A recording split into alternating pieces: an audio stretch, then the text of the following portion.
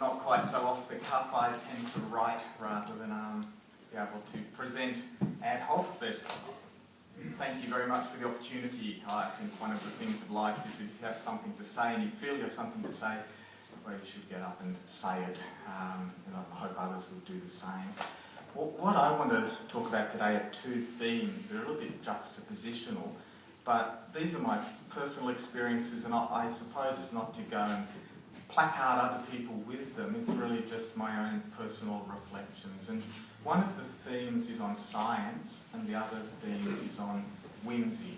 And I hope to explain why these are two really important things to me. I think in the debate, for me, I'd like to change it from being about climate change to climate science.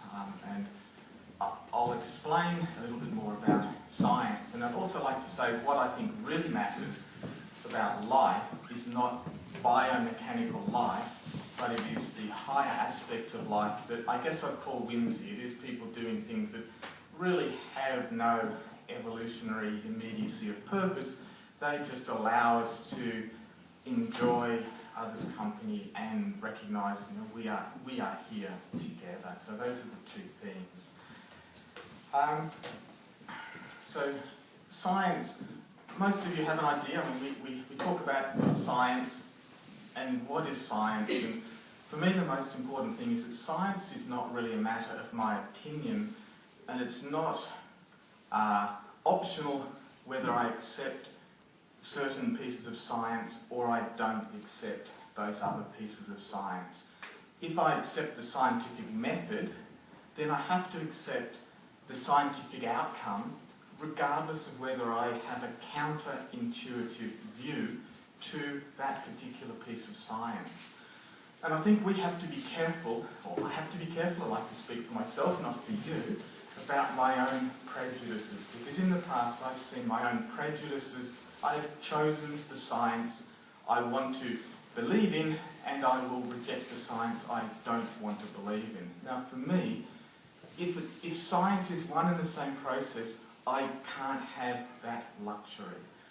And in some ways, I can be a denier of what is science, as well as saying I accept other kinds of science. And to me, that's an inconsistent perspective. So I'll frame it in two ways.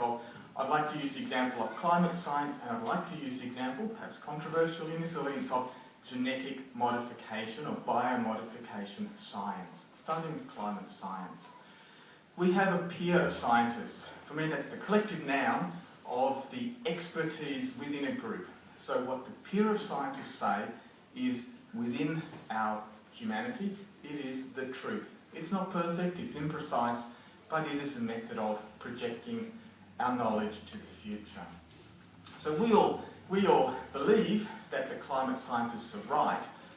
Whether we believe it or not has nothing to do with whether they are right or not.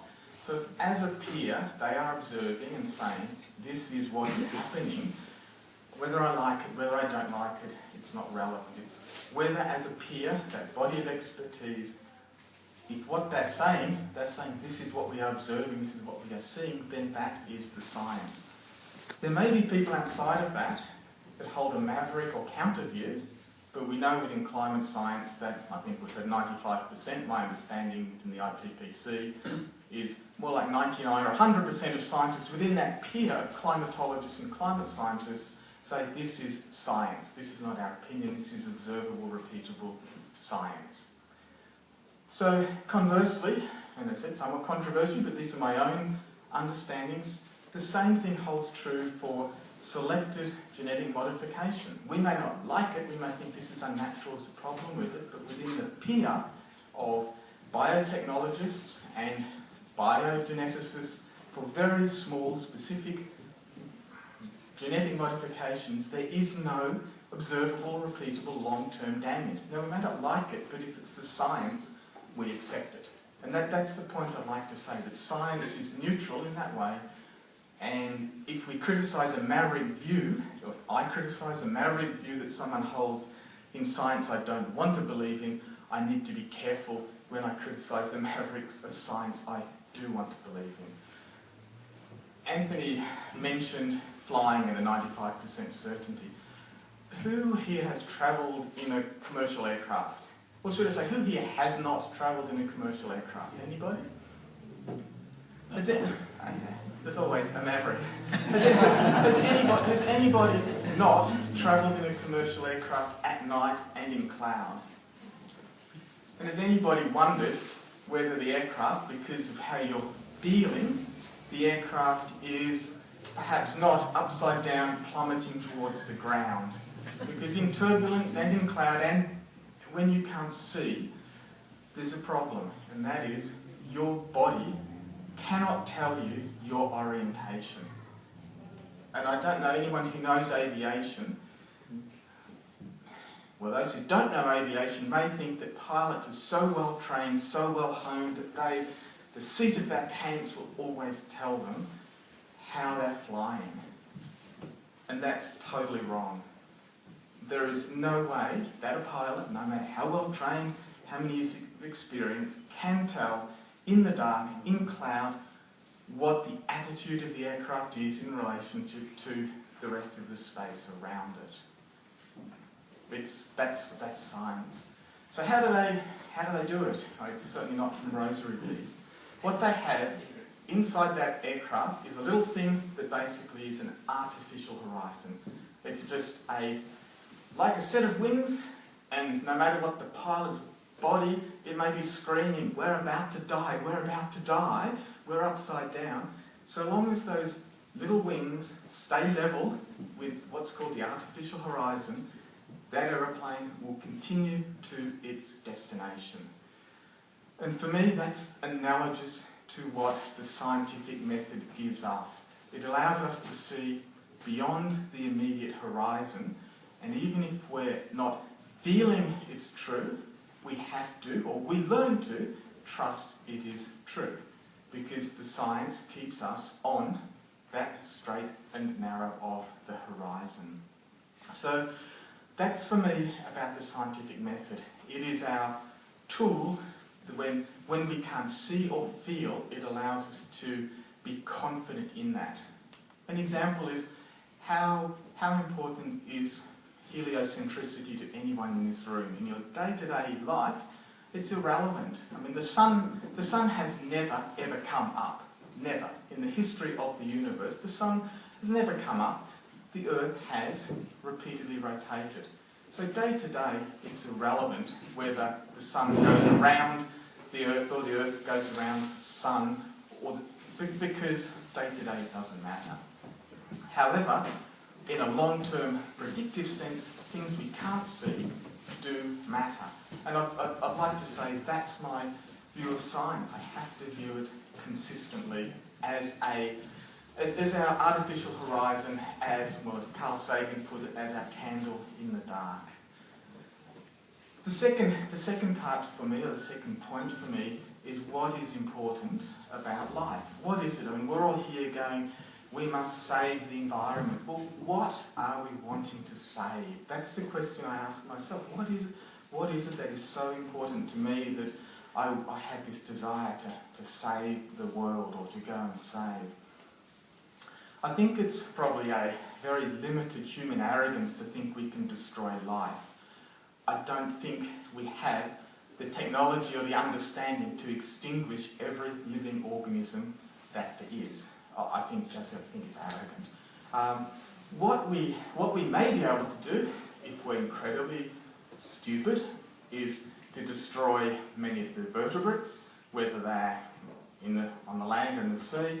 We may be able to destroy various other lives, but we won't be able to destroy all lives. Now, for those who did study history more than and biology, 350 million years ago, there was no brain. There was no such thing as a brain in existence.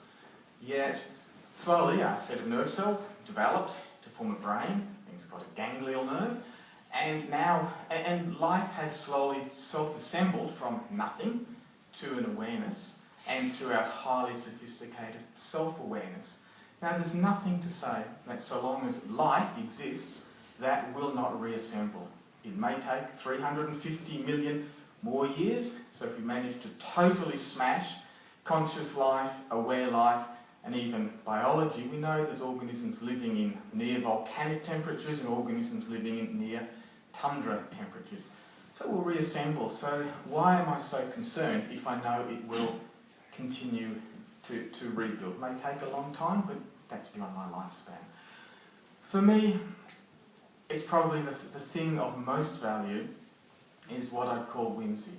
That the most valuable thing to me, that what I fear losing the most, and I see we're losing it already by the hardening of the community that's beginning to occur in the last 6 months, is that sense of enjoyment of life. That sense that there are things bigger than me, that life is not just a transactional process, that things like, and for me the proudest achievements for us is not the aeroplanes we build or the rockets going to the moon, it's the art, it's the music, it's those things that really don't matter, and those, paradoxically to me, are the things that matter the very most, because that's what makes us who we are. I guess for me I'd say that life for me without Michael Lumick would be life not worth living, because really what he encapsulates is the silliness, the sometimes futility of the world, but there's always a heart, there's always a compassion and warmth to that view of the world. And that's probably where I've just about run out of steam. So just to finish, for me, it's those two things. It's accepting that I have to be careful of my own prejudices of using science to suit my own, I guess, dogmas or the way I want to see things. I have to accept that it is how it is. If the peers within a body say this is how it is, well, to the best of our joint humanity, well, that is how it is. And the second for me, and I guess I'd ask you to ask yourself the same question, what's the thing that really you would miss? What is, for me it's the child who looks at a butterfly. For me, watching a child watching a butterfly, for me, is what makes life worthwhile. And so it's what is it that we don't want to lose and we want to protect. So, thank you.